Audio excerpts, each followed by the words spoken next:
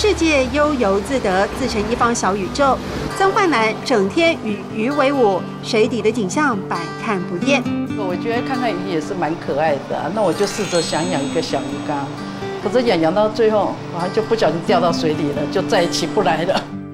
踏入这怡情养性的行业，20几年青春都放在鱼身上，兴趣变成职业，让生意不只是生意，还处处用心。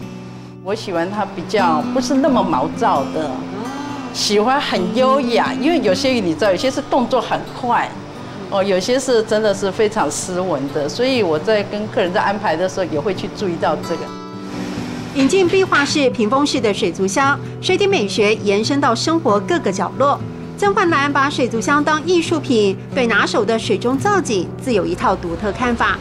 制度留白这非常重要，跟人生一样，应该是这么说，给自己一些空间，不要让压力太大。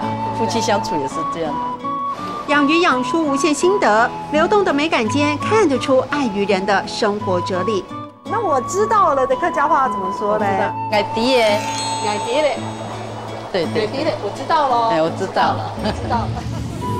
矮迪嘞，矮迪嘞。